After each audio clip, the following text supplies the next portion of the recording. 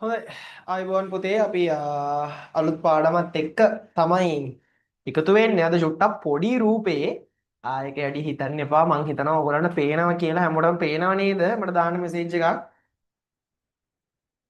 හැමෝටම පේනව නේද එහෙම අපහැදිලිතාවයක් නැහැ නේද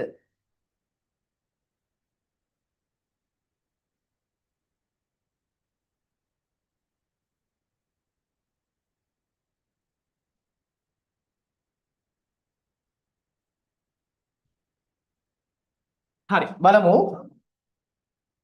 ගොඩක් වෙලාවට පුතේ අපි හදවත කියන එක සෑහෙන කතා බහට ලක් වෙන කොටසක් අපේ ශරීරයේ තියෙන නේද? ඉතින් අද පාඩම තමයි මානව රුධිර සංසරණ පද්ධතිය මේක ලොකු කරගන්න බැරි එක තමයි ප්‍රශ්නේ. හරිද? ඒක හිතන්න එපා මේක පේනවා. නේ? ඔයාලට පැහැදිලිව පේනවා කියලා මම හිතනවා.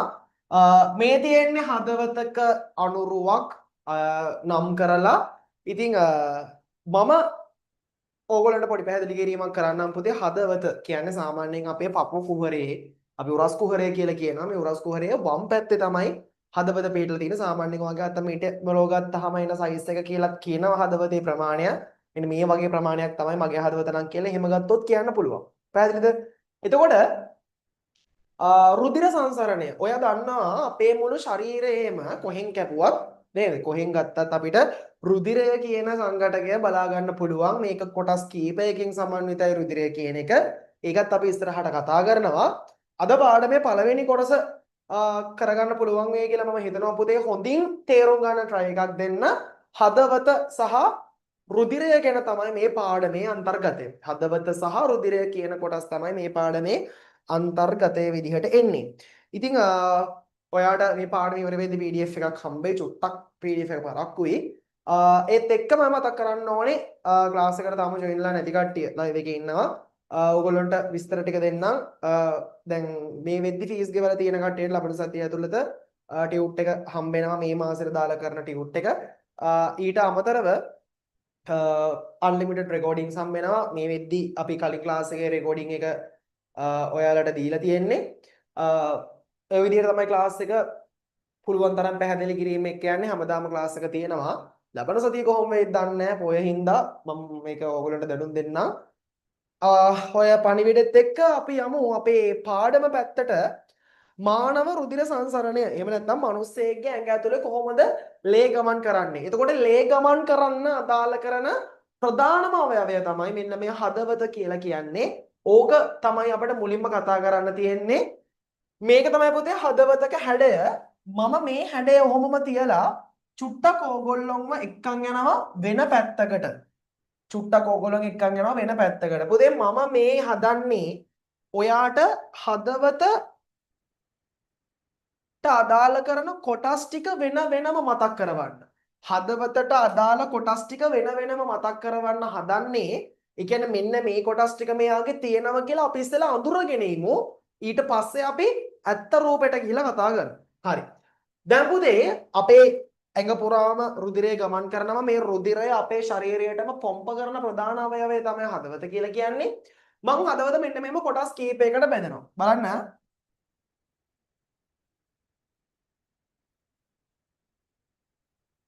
මම මෙන්න මෙහෙම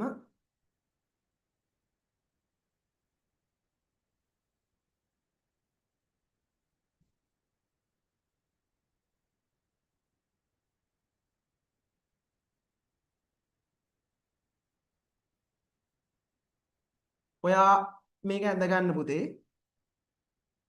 ඔයා මේක ඇඳ ගන්න චුට්ටක් ලොකු වුණා මම මේ අඳින්නේ පුතේ හදවතේ කොටස් ටික ඔයාලට මතක තබා ගන්න ලේසි ක්‍රමයක්.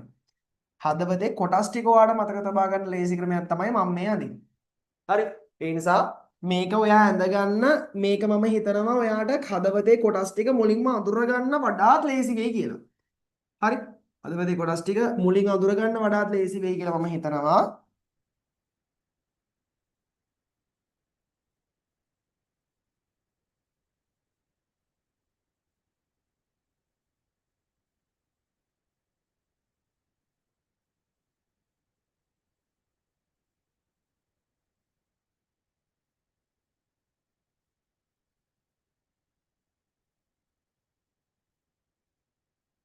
ඒත් චුට්ටක් මදිනේ. හරි. මේ බලන්න පුතේ කුටීර හතරක් මම ඇඳලා තියෙනවා. කුටීර හතරක් මම ඇඳලා තියෙනවා. පොඩ්ඩක් එහෙම වෙලා ගමන් නැහැ. හදවතේ පුතේ ප්‍රධාන කුටීර හතරක් තියෙනවා. අපේ විතරක් නෙමෙයි. පක්ෂීන්ගේ ඒ වගේම මැමේලියාවන්ගේ කියන්නේ ශීරපායි සත්තුන්ගේ මේ විදිහට කොටස් හතරක්. එහෙම නැත්නම් කුටීර හතරක් දකින්න පුළුවන් හදවතේ. එතන මම මේක දෙපැත්තකට බෙදා ගන්නවා පුතේ. මම කියනවා මේ පැත්ත වම් පැත්ත, මේ පැත්ත තමයි දකුණු පැත්ත කියලා. එතකොට මතක තියාගන්න හදවතක උඩින් තියෙන කියන හදවතේ ඉහළ තියෙන කුටීර දෙකට මම කියනවා පුතේ කර්ණිකා කියලා. හදවතේ පහළ තියෙන කොටස් දෙකට එහෙම නැත්නම් කුටීර දෙකට මම කියනවා කෝෂිකා කියලා. හරිද? ඒතර හදවතේ උඩ තියෙන කුටීර වලට මම කියනවා කර්ණිකා කියලා. යට තියෙන කුටීර වලට මම කියන්නේ කෝෂිකා කියලා. එහෙනම් අපි ඒක ලියාගමුද? කර්ණිකාව කර්ණිකාව කර්ණිකාව කර්ණිකාව කෝෂිකාව කෝෂිකාව. ඔයා හොඳට මතක තියාගන්න මං මේ අඳින්න හෘදයේ ඇත්ත රූපේ නෙමෙයි. ඔයාට ඉස්සෙල්ලා හෘදය එහෙම නැත්නම් හදවත අඳුරගන්න ලේසි වෙන්න. එයාගේ කොටස් ටික මතක තබා ගැනීම ලේසි වෙන්න. රුධිර සංසරණය මතකෙ හිටින්න තමයි මම මේ වෙනම කොටසක් විදිහට මේක අඳින්නේ. වෙනම රූපයක් විදිහට මේක අඳින්නේ. ඊට පස්සේ අපි ඇත්ත ස්වරූපේ බලලා ඒක කොටස් මතක තියාගෙන try එකක් දෙමු. හරි. එතන බලන්න පුතේ දැන් මම කියවනේ මේක වම මේක දකුණ කියලා මම නම් කරනවා කියලා. එහෙනම් මම කියනවා මේක වම් කර්ණිකාව, මේක වම් කෝෂිකාව, මේක දකුණු කර්ණිකාව, මේක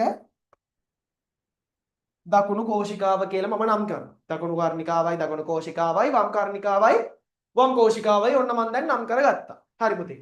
දැන් මේ හැම කොටසකටම තියෙනවා පුතේ රුධිර නාලයක්.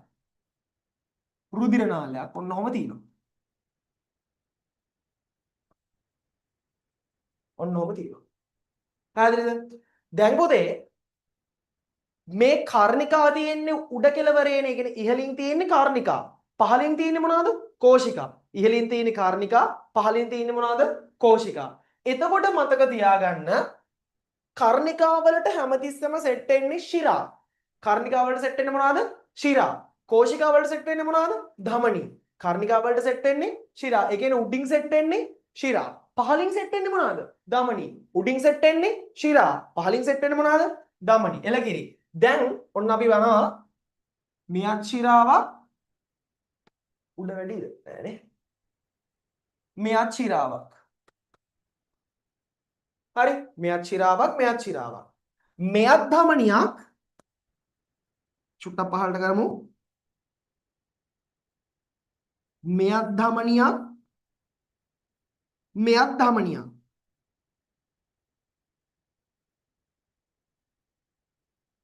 හරි. එහෙනම් පුතේ මතක තියාගන්න කර්ණිකා වලට සෙට් වෙන්නේ ශිරා. කෝෂිකා වලට සෙට් වෙන්නේ මොනවද? ධමනි. කර්ණිකා නම් ශිරා, කෝෂිකා නම් ධමනි. කර්ණිකා වලට ශිරා, කෝෂිකා වලට ධමනි. ඊළඟ විශේෂත්වය තමයි පුතේ ශිරා වලින් කර්ණිකා වලින් හැමතිස්සෙම රුධිරය ලබා ගන්න. මොකද මේක පුරාම පුතේ රුධිරයනේ ගමන් කරන්නේ. හරිද? මේ අවයවය පුරාම රුධිරය ගමන් කරන්නේ. මේකෙන් කරන්නේ රුධිරය පොම්ප කරන එක. රුධිරය ලබා ගන්නවා පොම්ප කරනවා, ලබා ගන්නවා පොම්ප කරනවා, ලබා ගන්නවා පොම්ප කරනවා. ඕකනේ මෙයාගේ ක්‍රියාවලිය. ඒතොර මෙයාගේ හැමතිස්සෙම බ්ලඩ් තමයි දුවන්නේ. එතකොට හැමතිස්සෙම මතක තියාගන්න ශිරා වලින් කර්ණිකා වලට, ඒ කියන්නේ හෘදය පැත්තට ඇතුළට තමයි හැමතිස්සෙම ලේ එන්නේ. ඇතුළට. කොහෙන් හරි ඇතුළට තමයි රුධිරය ගේන්නේ. ධමනි වලින්, ඒ කියන්නේ කෝෂිකා වලින් එළියට තමයි ප්‍රෙස් කරන්නේ. එළියට. තේරුණාද? කර්ණිකා වලින් ශිරා වලින් හෘදය ඇතුළට රුධිරය අරන් එනවා. කෝෂිකා වලින් ධමනි වලින් හෘදයෙන් එළියට අරන් එනවා. කර්ණිකා වලින් ඇතුළට, කෝෂිකා වලින් එළියට, ශිරා වලින් ඇතුළට, ධමනි වලින් එළියට. ශිරා වලින් ඇතුළට, ධමනි වලින් එළියට, කර්ණිකා වලින් ඇතුළට, කෝෂිකා වලින් එළියට. නෝම තමයි පුතේ වෙන්නේ. එළකිරි. ඊට පස්සේ දැන් මම මේක වම් පැත්ත දකුණු පැත්ත කියලා නම් කරගත්තානේ පුතේ. ඔයා මතක තියාගන්න වම් පැත්තේ කට්ටියගේ ඍතු පෑන් ලියමු. වම් පැත්තේ කියන වම් කර්ණිකාවේ සහ වම් කෝෂිකාවේ ගමන් කරන රුධිරයේ පුතේ හැමතිස්සෙම ඔක්සිජන් සහිතයි. හරි? ඔක්සිජන් සහිතයි. ඔක්සිජන් සහිතයි. ඔක්සිජන් සහිතයි. ඔක්සිජන් සහිතයි. හරිද? දකුණු පැත්තේ ඔක්සිජන් රහිතයි. ඔක්සිජන් ගොඩක් නැහැ. ඔක්සිජන් රහිතයි. කාබන් ඩයොක්සයිඩ් සාන්ද්‍රණය තමයි පුතේ වැඩි. කාබන් ඩයොක්සයිඩ් සාන්ද්‍රණය තමයි වැඩි. තේරුණාද? මේ පැත්තේ වැඩි ඔක්සිජන්, මේ පැත්තේ වැඩි කාබන් ඩයොක්සයිඩ්, මේ පැත්තේ ලොකුවට ඔක්සිජන් නැහැ. හරිද? එහෙනම් අපි නිකන් කියන්න පුළුවන් මේ පැත්ත පිරිසිදුයි, මේ පැත්තේ ලේචර පිරිසිදු නැහැ කියලා. නමුත් මේවා ඔක්සිජන් වලින් සන්තුෂ්ටයි. මේ පැත්තේ ඔක්සිජන් නැහැ. හරිද? මේ පැත්තේ කාබන් ඩයොක්සයිඩ් සාන්ද්‍රණය තමයි වැඩිම.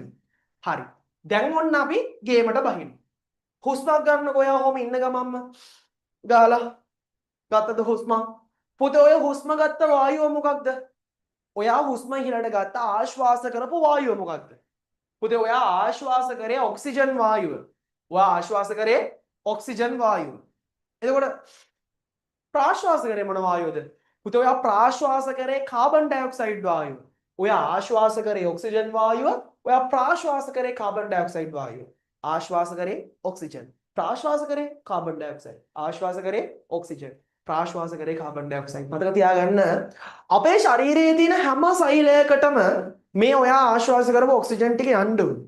මගේ ඇඟේ තියෙන හැම කොටසකටම ඔයා ආශ්වාස කරපු ඔක්සිජන් ටික යන්න ඕනේ. කොහොමද යවන්නේ? ඔයා හුස්ම ගත්ත ඔක්සිජන් ටික පෙනහළු දෙකට පිරලා නැවතුණානේ. එහෙම වෙන්නේ නැහැ. ඔයාගේ පෙනහළු සම්බන්ධයි පුතේ මෙන්න මේ හදවතට එහෙම නැත්නම් හෘදයට. ඔයා හුස්ම ගන්න ඔක්සිජන් ටික එහෙම නැත්නම් ඔයා ආශ්වාස කරන ඔක්සිජන් ටික පෙනහළු වලට ගිහිල්ලා පෙනහළු වලින් එළියට ඇවිල්ලා ශරීරය ඇතුළට ගිහිල්ලා රුධිර නාලයක් ඔස්සේ හදවතට ගමන් කරන්න ඕනේ. එහෙනම් පුතේ හදවත ඇතුළට තමයි මේ ඔක්සිජන් ටික ලේත් එක්ක දිය වෙලා එන්න ඕනේ. ඔයා හුස්ම ගන්න ඔක්සිජන් ටික පෙනහල්ලට ගිහිල්ලා පෙනහල්ලෙන් රුධිර නාලයකට ගිහිල්ලා ඒ ඔක්සිජන් ටික දිය වෙච්ච ලේ හෘදය ඇතුළට ඉස්සෙල්ලා යන්න ඕනේ. හෘදය ඇතුළට හෘදය තුලට එන්න නම් මේ ශිරා දෙකෙන් එකකින් මේ කර්ණිකා දෙකෙන් එකකට එන්න ඕනේ. මොකද පුතේ හෘදය ඇතුළට හැමතිස්සෙම එන්නේ එක්ක ශිරාවකින් එක්ක කර්ණිකාවකින්. හරිද? ශිරාවකින් හා කර්ණිකාවකින්. තේරුණාද? ශිරාවකින් හා කර්ණිකාවකින්. එතකොට කොයි ශිරාවටද? හරිද? කොයි ශිරාව හරහා කොයි කර්ණිකාවටද ඔයා ගාලා ආශ්වාස කරපු ඔක්සිජන් ටික දිය වෙලා එන්නේ? පුතේ මම ගාලා ආශ්වාස කරපු ඔක්සිජන් සහිතයි දැන් මේ ලේවල. හරිද? ඔක්සිජන් ටික දිය වෙච්ච පැත්තක් වෙන්න ඕන. එහෙනම් ඔක්සිජන් සහිත වෙන්නේ වම් පැත්තේ. ඔක්සිජන් සහිත ලේ තියෙන්නේ වම් පැත්තේ. එහෙනම් හෘදය ඇතුළට එන්න ඕනේ. එහෙනම් මෙන්න මේ ශිරාව හරහා වම් කර්ණිකාවට තමයි එන්න ඕනේ. ඔය ආශ්වාස කරපු ඔක්සිජන් ටික රුධිරේ දිය වෙලා. ගාලා ආශ්වාස කරපු ඔක්සිජන් ටික රුධිරේ දිය වෙලා හෘදය ඇතුළට ඉස්සෙල්ලා එන්න ඕනේ කියලා මම කිව්වනේ. එහෙනම් ඔක්සිජන් තියෙන පැත්තෙන් එපා එන්න. මොකද ඔක්සිජන් දිය වෙච්ච ලේ නෙමෙයි එන්නේ. එහෙනම් මෙන්න හෘදය ඇතුළට එන පාර මෙන්න මේ ශිරාව හරහා වම් කර්ණිකාවට. එතකොට පුතේ ඔයා දැනගන්න ඕනේ මේ ශිරාව සම්බන්ධ වෙන්න ඕන පෙනහල්ලට. මොකද පෙනහල්ලෙන්නේ ඔක්සිජන් ටික ගන්නෙ. මේ ශිරාව සම්බන්ධ වෙන්න ඕන පෙනහල්ලට. පෙනහල්ලට සම්බන්ධ වෙන රුධිර නාලයට මම විශේෂ නමක් දෙනවා. පෙනහල්ලට හෘදය සම්බන්ධ කරන රුධිර නාල වලට මම විශේෂ නමක් දෙනවා. පුප්පුෂීය කියලා. පුප්පුෂීය කියලා. පුප්පුෂීය. මොකද පුප්පුෂීය. පෙනහල්ලයි හෘදයයි සම්බන්ධ කරනවා. ඔයා හුස්ම ගත්ත ඔක්සිජන් ඒ ඔක්සිජන් ටික පෙනහල්ලට ගියා ලේවල දිය වුණා දැන් හෘදය ඇතුළට යන්න ඕනේ. මම කිව්වා හෘදය ඇතුළට යන්නේ ශිරාවකින් කර්ණිකාවකට. එහෙනම් ඔයා හුස්ම ගත්ත ඔක්සිජන් තියෙන ලේ තමයි දැන් මේ හෘදය ඇතුළට එන්නේ. එතකොට ලේවල ඔක්සිජන් තියෙන්නේ වම් පැත්තේ. එහෙනම් මෙන්න මේ ශිරාව හරහා වම් කර්ණිකාවට එන්න ඕනේ. වම් පැත්තේ ශිරාවෙන් වම් පැත්තේ කර්ණිකාවට එන්න ඕනේ. එතකොට ඒක පෙනහල්ලට සම්බන්ධ වෙන්නත් ඕනේ. පෙනහල්ලයි හෘදයේ සම්බන්ධ වෙන රුධිර නාලයට මම කියනවා පුප්පුෂීයයි කියලා. එහෙනම් මේක මොන ශිරාවද? පුප්පුෂීය ශිරාව. තේරුණාද? ඊට පස්සේ ඉතින් ඔයාලට පේනවා සරලව වම් කර්ණිකාවෙන් යන්නේ වම් කෝෂිකාවට. වම් කෝෂිකාවකින් ධමනියක් කරහා එළියට. වම් කෝෂිකාවෙන් ධමනියක් කරහා එළියට. එතකොට මේ ධමනියේ විශේෂත්වයක් තියෙනවා. මෙයා තමයි පුතේ මුළු ශරීරයටම ඔක්සිජන් බෙදෙන කෙනා. ඔක්සිජන් සහිත රුධිරය බෙදෙන කෙනා. මෙයා තමයි මුළු ශරීරයටම ඔක්සිජන් සහිත රුධිරය බෙදෙන කෙනා. එතකොට පුතේ මෙයාගේ ප්‍රෙෂර් එක වැඩි. මෙයා දෙන ප්‍රෙෂර් එක වැඩි. ඒ වගේම මෙයාගේ ඒ ප්‍රෙෂර් එකේ පීඩනය දරා ගන්න පුළුවන්කම තියෙන්නත් ඕනේ. එතකොට මෙයා තමයි මුළු ශරීරයේම තියෙන සෛල වලට රුධිරය බෙදෙන කෙනා. ඔක්සිජන් තියෙන රුධිරය. මම එයාට නමක් දෙනවා සංස්ථානික මහා ධමනිය කියලා. සංස්ථානික මහා ධමනිය. සංස්ථානික මහා ධමනිය. හරි. සංස්ථානික මහා ධමනිය. එහෙනම් ඔන්න පළවෙනි ටික හරි. ඔයා ආශ්වාස කරා ඔක්සිජන් පෙනහල්ලට ගියා. පෙනහල්ලෙන් ලේවල දිය වුණා. පුප්පුෂීය ශිරාව හරහා වම් කර්ණිකාවට ආවා. වම් කර්ණිකාවෙන් වම් කෝෂිකාවට ගියා. වම් කෝෂිකාවෙන් සංස්ථානික මහා ධමනියෙන් එළියට ගියා. හරිද? එළියට කියලා කියන්නේ ශරීරයටම බෙදුවා. ශරීරයේම තියෙන සෛල වලට බෙදුවා. හරිද? ආයෙත් කියන්න. ඔයා ආශ්වාස කරා ඔක්සිජන්, ඒ ඔක්සිජන් ටික පෙනහල්ලට ගියා. පෙනහල්ලෙන් ලේවල දිය වුණා. ඒ ලේ වලින් පුප්පුෂීය ශිරාව හරහා ඒ ලේ ටික ඔක්සිජන් සහිත ලේ ටික පුප්පුෂීය ශිරාව හරහා වම් කර්ණිකාවට ආවා. වම් කර්ණිකාවෙන් වම් කෝෂිකාවට වැටුණා. වම් කෝෂිකාවෙන් සංස්ථානික මහා ධමනිය හරහා මුළු ශරීරයටම බෙදුවා. හරි. දැන් පුතේ මෙන්න මෙහෙම සිදුවීමක් වෙනවා. ඔයාගේ ශරීරයේ තියෙනවා හැම අවයවයකම හැම කොටසකටම අදාළව සෛල කියලා කුඩා ඒකක ගොඩක්. සෛල කියලා කුඩා ඒකක ගොඩක් තියෙනවා. එතකොට මේ සෛල කියන කුඩා ඒකක ගොඩ ඔක්සිජන් ටික අරගෙන ශක්තිය නිෂ්පාදනය කරලා කාබන් ඩයොක්සයිඩ් මුදා හරිනවා ලේවලට. ලේවල තියෙන ඔක්සිජන් ගත්තා, ශක්තිය හැදුවා, කාබන් ඩයොක්සයිඩ් එක දුන්නා. මේක අරන් යන්න. ලේනවා, ඔක්සිජන් දෙනවා, ඒ ලේවලට කාබන් ඩයොක්සයිඩ් දෙනවා යන්න කියනවා. දැන් ඔන්න මම සෛලය මට ලේනවා. ලේවල මොනවද තියෙන්නේ? ඔක්සිජන්. ඔක්සිජන් ටික ගත්තා, ශක්තිය හැදුවා, ඒ ලේ ටිකම කාබන් ඩයොක්සයිඩ් දුන්නා ඒ ලේවලට. ආයි ලේනවා, ඔක්සිජන් ටික ගන්නවා, ශක්තිය හදනවා, කාබන් ඩයොක්සයිඩ් දෙනවා අරන් යන්න කියනවා. ඒතර පුතේ මේ ලේ අපේ ශරීරයේ චක්‍රාකාරවෙන් ගමන් කරන්නේ. ඒ කියන්නේ අපේ ශරීරයේ තියෙන සෛල වලට යන ලේ ටික ආපහු හදවතට එන්න ඕනේ. මොකද අපි කාබන් ඩයොක්සයිඩ් පිට කරන්න එපා. එහෙනම් මේ ඔයා ආශ්වාසයෙන් හම්බෙන ඔක්සිජන් ටික පුප්පුෂීය ශිරාව හරහා වම් කර්ණිකාවට ඇවිල්ලා, වම් කර්ණිකාවෙන් වම් කෝෂිකාවට ඇවිල්ලා, වම් කෝෂිකාවෙන් සංස්ථානික මහා ධමනියට ගිහිල්ලා ඒක හරහා මුළු ශරීරයේම තියෙන සෛල වලට බෙදෙනවා. සෛල මොකද කරන්නේ? අර ඔක්සිජන් ටික අරගෙන ශක්තිය නිෂ්පාදනය කරලා කාබන් ඩයොක්සයිඩ් හදලා ලේ වලට දෙනවා. ඒ ලේ මොකද කරන්නේ? දැන් රුධිරය මොකද කරන්නේ? අර කාබන් ඩයොක්සයිඩ් තියෙන රුධිරය අරගෙන කාබන් ඩයොක්සයිඩ් ටික අරගෙන ආපහු හදවත ඇතුළට එන්න ඕනේ. එහෙනම් හදවත ඇතුළට එන්න ඕනේ ශිරාවකින් කර්ණිකාවකට. එතකොට පුතේ මෙන්න මේ ශිරාව හරහා තමයි මේ කාබන් ඩයොක්සයිඩ් ටික අරන් එන්නේ. අපි කියනවා උත්තර හා අදර මහා ශිරා කියලා. හරිද? උත්තර හා අදර මහා ශිරා කියලා. ඒගොල්ලෝ තමයි හරි ඒගොල්ලෝ තමයි කාබන් ඩයොක්සයිඩ් සහිත රුධිරය අරගෙන ආයි හදවත පැත්තට එන්නේ. තේරුණාද? ඔන්න දැන් කාබන් ඩයොක්සයිඩ් සහිත රුධිරය අරගෙන ආපහු හදවත පැත්තට ආව මේගොල්ලෝ.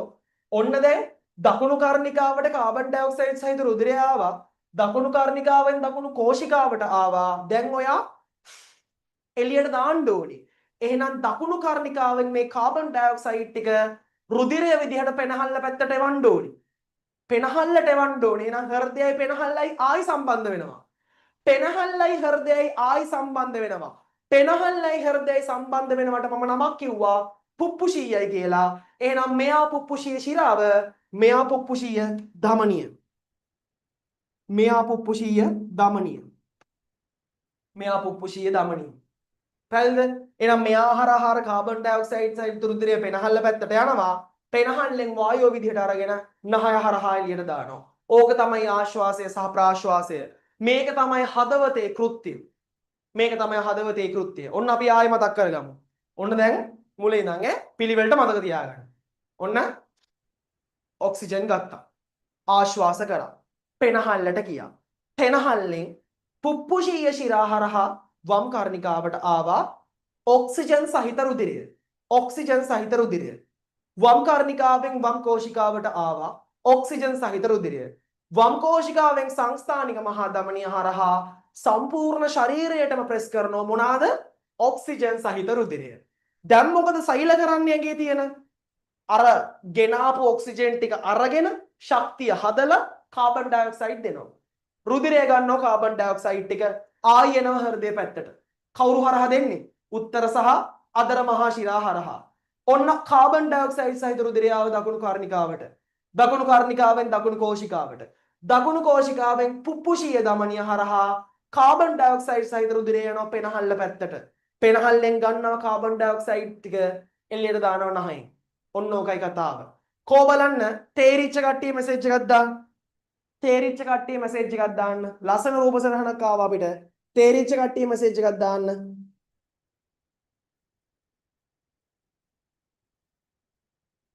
තේරුණා මදි නම් ආයි කියලා දෙන්න. මෙසේජ් එකක් දාන්න බලන්න.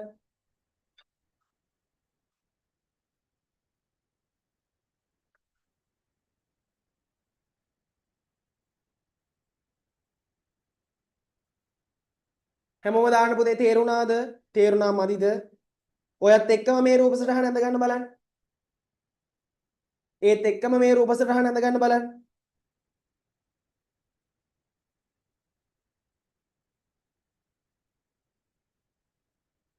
ඇඳ ගන්න බලන්න රූප සටහන හැමෝම.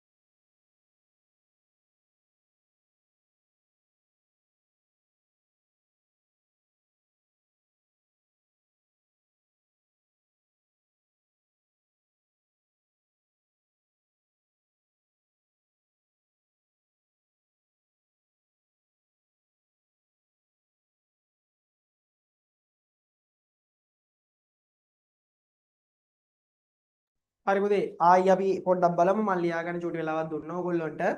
ඔන්න අපි හුස්මක් ගන්නවා ඔක්සිජන් සහිත ඔක්සිජන් වායුව අපේ පෙනහළු වලට ඇතුල් වෙනවා. ඊට පස්සේ ඒක රුධිරයත් එක්ක දිය වෙනවා. පුප්පුෂීය ශිරා හරහා වම් කර්ණිකාවට එනවා. වම් කර්ණිකාවෙන් වම් කෝෂිකාවට එනවා. වම් කෝෂිකාවෙන් ඔක්සිජන් සහිත රුධිරය සංස්ථානික මහා ධමනිය ඔස්සේ ශරීරයේ සියලුම සෛල වලට ගමන් කරනවා. ඊට පස්සේ මොකද වෙන්නේ? සෛල වලින් අරගන්නවා ඔක්සිජන් ටික නිදහස් කරනවා කාබන් ඩයොක්සයිඩ් ටික රුධිරයේ නැවත ඒ කාබන් ඩයොක්සයිඩ් අරගෙන උත්තර හා අධර මහා ශිරා ඔස්සේ දකුණු කර්ණිකාවට එනවා. දකුණු කර්ණිකාවෙන් දකුණු කෝෂිකාවට එනවා. දකුණු කෝෂිකාවෙන් පුප්පුෂී ධමනිය ඔස්සේ පෙනහළු වලට ගිහිල්ලා පෙනහල්ලෙන් කාබන් ඩයොක්සයිඩ් ටික අරගෙන නහය හරහා එළියට දානවා. ඔක තමයි පුතේ වෙන්නේ හෘදයේ සරල සිදුවීම ඔන්න ඕකයි.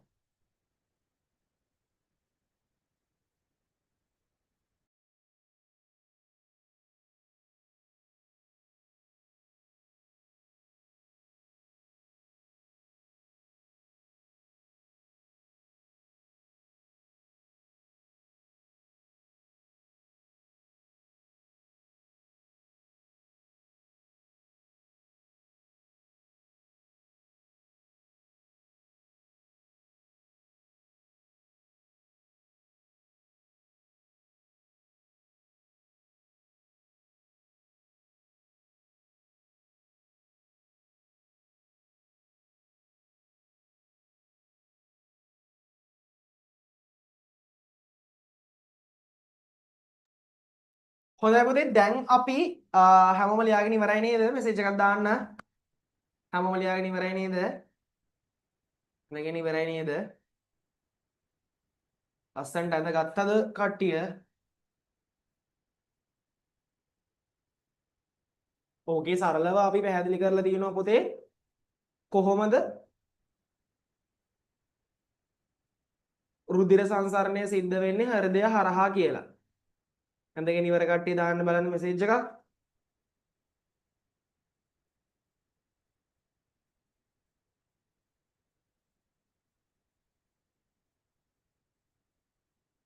හරි.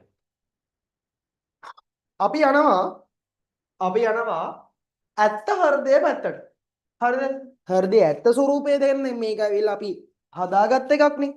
අපි යන් හෘදයේ ඇත්ත ස්වરૂපය බලන්න. හරි අපි කලින් පෙන්නවා හැබැයි රූපේ නම් පොඩ්ඩක් පොඩි.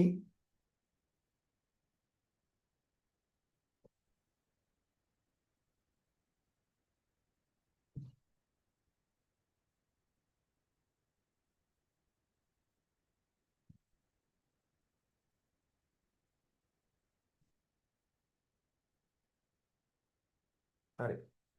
මෙන්න මේක තමයි අපි කතා කර හිටියේ. හොඳයි. දැන් බලන්න පුතේ මේකේ අපි කතා කරනවා අර අපි ඔයා ඇඳගත්ත රූපෙත් බලා ගන්න ඔයා ඇඳගත්ත රූපෙත් එක්ක මෙන්න මේක චුට්ටක් බලා ගන්න. මේ තියෙන ඇත්තම හෘදය දැන් බලමු මෙයාගේ ඇත්තම කොටස් ටික කොහෙද තියෙන්නේ කියලා. හරි. මෙතන එන්න ඕනේ සංස්ථානික මහා ධමනී කියලා.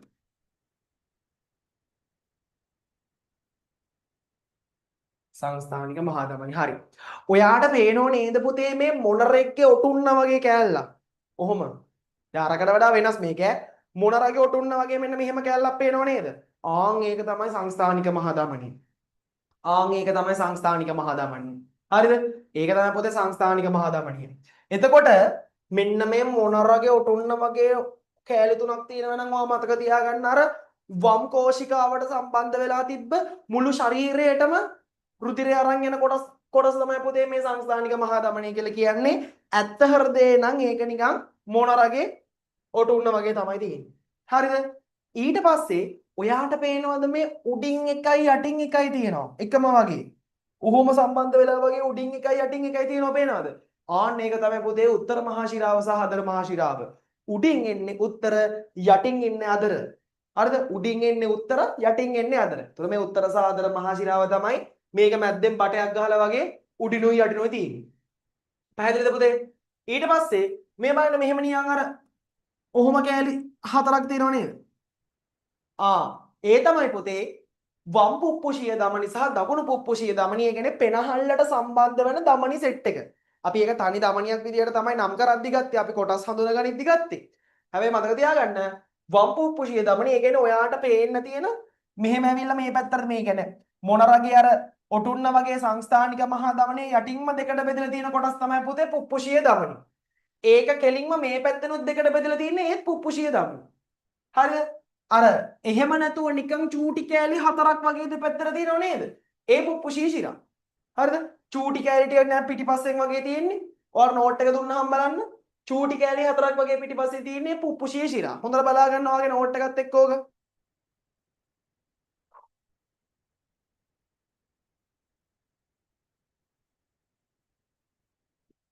හොඳට බලා ගන්න ඔයාගේ නෝට් එකත් එක්ක ඕක. හරි. උඩින් තියෙනවා මොනරගේ ඔටුන්න වගේ සංස්ථානික මහා ධමනි. ඊට පස්සේ අර සංස්ථාන මහා ධමනි යටින් තියෙන පොතේ දෙපැත්තට බෙදලා නාල දෙකක් ඒ පුප්පුෂී ධමනි. ඒ කෙලින්ම එහා පැත්තේ තියෙනවා ඒත් පුප්පුෂී ධමනි. වම් පුප්පුෂී ධමනි සහ දකුණු පුප්පුෂී ධමනි. උඩින් එකයි යටින් එකයි ගහලා තියෙනවා. දැන් මෙහෙම හරහ ගහලා තියෙනවා වගේ මෙන්න මෙතන තියෙන නාලයක්. එතන උඩින් එන්නේ උත්තර මහා ශිරාව, යටින් එන්නේ අදර මහා ශිරාව. බලාගන්න. උඩින් එන්නේ උත්තර මහා ශිරාව, යටින් එන්නේ අදර මහා ශිරාව. අද බොහොම පොඩි කොටසක් පොතේ කරන්නේ. අද අපි හෘදය හඳුනා ගැනීම සහ හෘදය නම් කිරීම තමයි කරන්නේ. හරි? අද ලොකු වෙලාවක් නැති වෙයි. නමුත් මේක ගොඩක් වැදගත් කොටසක්. මොකද ඔයාලට හෘදය නම් කරන්න පුළුවන් වෙනවා මෙතනින් එහාට. හරි? තේරුම් ගත්ත නේද? ඊට පස්සේ අර පිටිපස්සෙන් වගේ පොතේ කෑලි හතරක් තියෙනවා දෙපැත්තට දෙක දෙක. ඒව මොනවද? පුප්පුෂීය ශිරා කියලා තමයි හඳුන්වන්නේ. හරි? මොනරගේ ඔටුන්න වගේ කෑල්ල සංස්ථානික මහා ධමනිය. ඒ කියන්නේ මුළු ශරීරයටම බෙදපු කෙනා. ඊට පස්සේ මෙහෙම උඩින් එකක් යටින් මතුවෙන්න ගහලා වගේ තියෙන උත්තර මහා ශිරාව සහ අදර මහා ශිරාව. උඩින් නම් උත්තර මහා ශිරාව, යටින් නම් අදර මහා ශිරාව. ඊට පස්සේ මේ මොනරගේ ඔටුන්න වගේ සංස්ථානික මහා ධමනිය නිකන් මේක මොනරගේ හොට වගේ මෙන්න ඔටුන්න මෙන්න හොට වගේ කොටස. ඕක පුතේ පුප්පුෂීය ධමනි. වම් පුප්පුෂීය ධමනි. ඒකත් එක්ක මෙහා පැත්තේ තියෙන්නේ වම් පුප්පුෂී දකුණු පුප්පුෂීය ධමනි. කොට වගේ තියෙන්නේ වම් පුප්පුෂීය ධමනි, පිටිපස්සෙන් තියෙන්නේ දකුණු පුප්පුෂීය ධමනි. ඊට යටින් තියෙනවා කෑලි හතරක් මෙහෙම දෙපැත්තට දෙක දෙක ඒ පුප්පුෂීය ශිරා. හරිද? දැන් ඔන්න නාල ටික මතකයි ඔයාලට. නාල ටික මතකයි ඔයාලට. ඊට පස්සේ කලින් විදිහටම තමයි මේ උඩ කොටස වම් කර්ණිකාව, යට කොටස වම් කෝෂිකාව, උඩ කොටස දකුණු කර්ණිකාව, යට කොටස දකුණු කෝෂිකාව. හරි? මේ පැත්තේ වම් කර්ණිකාවයි වම් කෝෂිකාවයි, මේ පැත්තේ දකුණු කර්ණිකාවයි දකුණු කෝෂිකාවයි. කො බලන්න දැන් හෘදය දුන්නොත් නම් කරන්න පුළුවන් කට්ටිය. මොනරගේ ඔටුන්න වගේ කෑල්ල සංස්ථානික මහා ධමනිය. හොට වගේ කෑල්ල වම් පුප්පුෂීය ධමනිය. හොටට පිටිපස්සෙන් ඒත් එක්කම තියෙන කෑල්ල දකුණු පුප්පුෂීය ධමනිය. හොට වගේ කෑල්ලට යටින් පිටිපස්සෙන් වගේ චූටි කෑලි හතරක් පැනලා තියෙනවා ඒ පුප්පුෂීය ශිරා. හරිද? උඩින් ගහලා යටින් මතුවෙන්න වගේ ලොකු බටයක් ගහලා තියෙනවා පැත්තෙන්. ඒ මොකද්ද? උත්තර මහා ශිරාවයි අදර මහා ශිරාවයි. කලින් නම් කරපු එකේ වගේම වම් කර්ණිකාවයි වම් කෝෂිකාවයි වම් පැත්තේ, දකුණු කර්ණිකාවයි දකුණු කෝෂිකාවයි දකුණු පැත්තේ. කෝ බලන්න දැන් වැඩේ සෙට් වෙච්ච කට්ටිය. කෝ බලන්න දැන් වැඩේ සෙට් වෙච්ච කට්ටිය. දැන් නම් කරගන්න පුළුවන් කියලා කියන කට්ටිය මෙසේජ් එකක් දාන්න බලන්න. නාල ටිකයි කර්ණිකා කෝෂිකා ටිකයි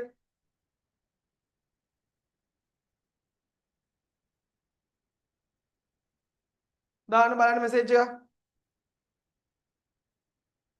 ලින්ක් දෙකෙන්ම දාන්න. ඔව් පුතේ.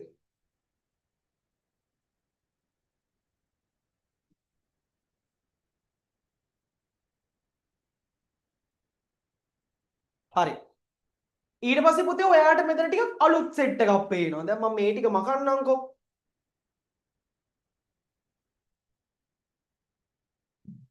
හරි. අලුත් සෙට් එකක් පේනවා. කවුද මේ? කවුද මේ? අඩසඳ කපාටය, ද්විතුණ්ඩ කපාටය, ත්‍රිතුණ්ඩ කපාටය. අපි කලින් එහෙම කට්ටියක් ලකුණු කරේ නෑනේ. අපි කලින් එහෙම කට්ටියක් ගැන කතා කරත් නෑනේ. හරිද? අඩසඳ කපාටයයි, ද්විතුණ්ඩ කපාටයයි, ත්‍රිතුණ්ඩ කපාටයයි. කවුද මේ? හරි. දැන් අපි ආපහු යන්කෝ අපේ අර රූපෙට. අපි ආපහු යන් අපේ අර රූපෙට.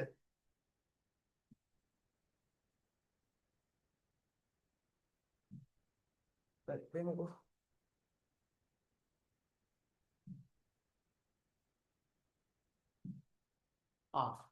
මෙන්න තියෙනවා ඒ රූපේ. පුතේ මෙන්න මේ වම් කර්ණිකාව වම් කෝෂිකාව අතර වම් කර්ණිකාවයි වම් කෝෂිකාවයි අතර තියෙනවා ගේට් එකක් වගේ එකක්. දකුණු කර්ණිකාවයි දකුණු කෝෂිකාවයි අතරත් තියෙනවා ගේට් එකක් වගේ එකක්. ඒ වගේම තමයි මෙන්න මේ වම් කෝෂිකාවයි සංස්ථානික මහා ධමනියයි අතරත් තියෙනවා ගේට් එකක් වගේ එකක්. හරි මම මේ කහ පාටින් කරලා තියෙන එක.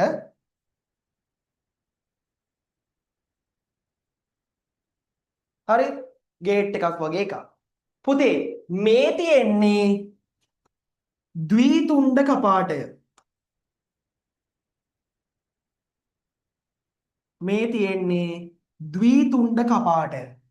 එතකොට මේ තියෙන්නේ ත්‍රිතුණ්ඩ කපාටය. ද්විතුණ්ඩ කපාටයයි ත්‍රිතුණ්ඩ කපාටයයි. හරි මේ තියෙන්නේ ද්විතුණ්ඩ කපාටය මේ තියෙන්නේ ත්‍රිතුණ්ඩ කපාටය. ද්විතුණ්ඩ කපාටයයි ත්‍රිතුණ්ඩ කපාටය. ද්විතුණ්ඩ කපාටයයි ත්‍රිතුණ්ඩ කපාටය. හරි ඊට පස්සේ මේ තියෙන්නේ අඩසඳ කපාටය. අඩසඳ කපාටය. අඩසඳ කපාටය. හරිද? වම් කර්ණිකාවයි වම් කෝෂිකාවයි අතර තියෙනවා ද්විතුණ්ඩ කපාටය. දකුණු කර්ණිකාවයි දකුණු කෝෂිකාවයි අතර තියෙනවා ත්‍රිතුණ්ඩ කපාටය. වම් කෝෂිකාවයි සංස්ථානික මහා ධමනියයි අතර තියෙනවා අඩසඳ කපාටය. ආයි කියමු පුතේ වම් කර්ණිකාවයි වම් කෝෂිකාවයි අතර තියෙනවා ද්විතුණ්ඩ කපාටය. ඩබල් ඈ ද්විතුණ්ඩ කපාටය. දකුණු කර්ණිකාවයි දකුණු කෝෂිකාවයි අතර තියෙනවා ත්‍රිතුණ්ඩ කපාටය. වම් කෝෂිකාවයි සංස්ථානික මහා ධමනියයි තියෙනවා අඩසඳ කපාටය. යන් අනිත් පැත්තට වම් කෝෂිකාවයි සංස්ථානික මහා ධමනියයි අතර තියෙනවා අඩසඳ කපාටය. වම් කර්ණිකාවයි වම් කෝෂිකාවයි අතර තියෙනවා වම් පැත්තේ නම් ද්විතුණ්ඩ කපාටය. දකුණු කර්ණිකාවයි දකුණු කෝෂිකාවයි අතර තියෙනවා දකුණු පැත්තේ නම් ත්‍රිතුණ්ඩ කපාටය. මොකටද මේ කපාට? මේවා පොතේ හරියට ගේට්ස් වගේ. ගේට් වගේ ඇරෙනවා වැහෙනවා. ඒ කියන්නේ වම් කර්ණිකාවෙන් වම් කෝෂිකාවට රුධිරය ගමන් කරද්දී දකුණු කර්ණිකාවෙන් දකුණු කෝෂිකාවට රුධිරය ගමන් කරද්දී මේගොල්ලෝ ඇරි ඇරි වැහෙනවා. ඒ වගේම තමයි වම් කෝෂිකාවෙන් සංස්ථානික මහා ධමනියට මේ ලේ ටික ප්‍රෙෂර් කරද්දී සංස්ථානික මහා ධමනිය ඇරි ඇරි වැහෙනවා. ඔයාගේ හදවතට අත තියාගත්තාම ඔයාට ඇහෙනව නේද සද්දයක්? දැනෙනව නේද? ලබ් ඩබ් ලබ් ඩබ් ලබ් ඩබ් ගාල සද්දයක්. මොකද්ද පුතේ මේ શબ્දේ? මේ ලබ් කියන શબ્දේ ලබ් කියන શબ્දය ඇහෙන්නේ ද්විතුණ්ඩ කපාටේ ත්‍රිතුණ්ඩ කපාටේ වැහෙන શબ્දේ. ලබ් ඩබ් කියලා කියන්නේ අඩසඳ කපාටේ වැහෙන શબ્දේ. තේරුණාද? ද්විතුණ්ඩ කපාටේ ත්‍රිතුණ්ඩ කපාටේ වැහෙන શબ્දේ.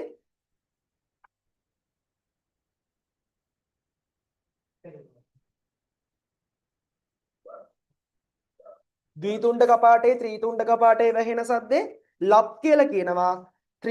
අඩසඳ කපාට වැහෙන සද්දේ අපි ඩබ් කියලා කියනවා. පැහැදිලි නේද? හරි මේක අතනක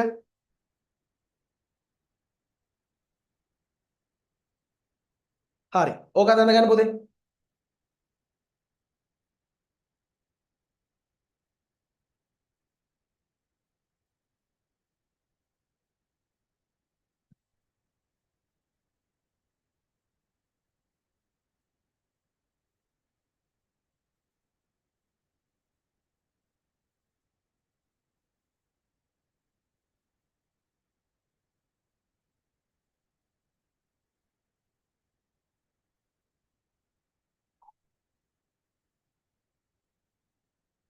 හරි පුතේ එහෙනම් අපි ආපහු පාරක් යමු අර පැත්තට.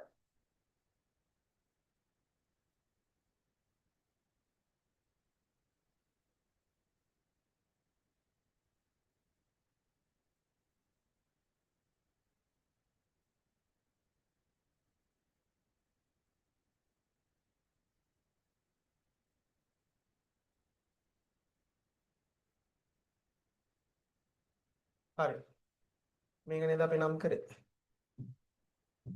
මේකනේ. හරි.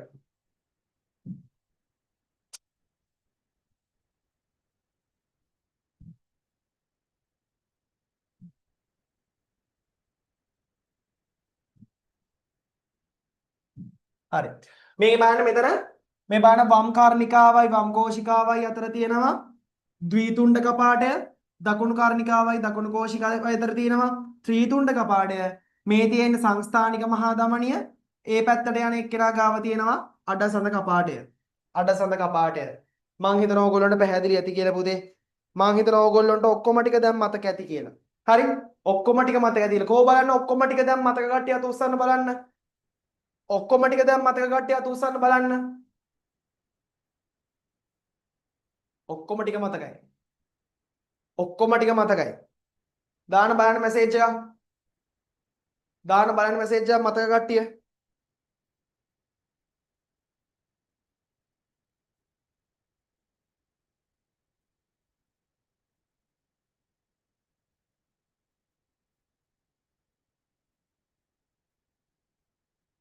දාන බලන්න මැසේජ් එකක් හැමෝම. සුපිරියටම තීරිච්ච කට්ටිය.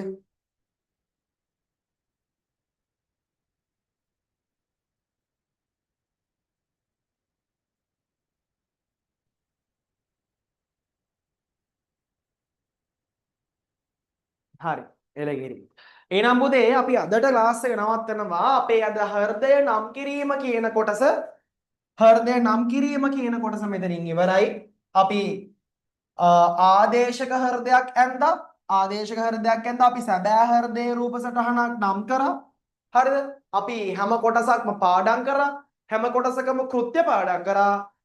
මම හිතනවා අපිට අපේ පාඩමේ ඉතුරු ටික ලබන සතියේ බොහොම පහසුවෙන් ඉවර කරලා දාන්න පුළුවන් වෙයි කියලා මේ පාඩමට අදාළ කරන ටියුට් එක මම අද රැවෙද්දී ඔයාලගේ ගෲප් එකට දානවා. හැමෝම පාඩම් කරන්න. අපි සෙකන්ඩ් ටර්ම් එකේ වැඩි ලකුණු ප්‍රමාණයකට යමු. එහෙනම් හැමෝටම ජය වේවා. අපි ඊළඟ සතියේ කොහොම වෙයිද දන්නේ නැහැ. නමුත් මම ඕගොල්ලන්ට දෙන්නම් පණිවිඩේ කොහොමද වෙන්නේ කියලා. එහෙනම් හැමෝටම good night.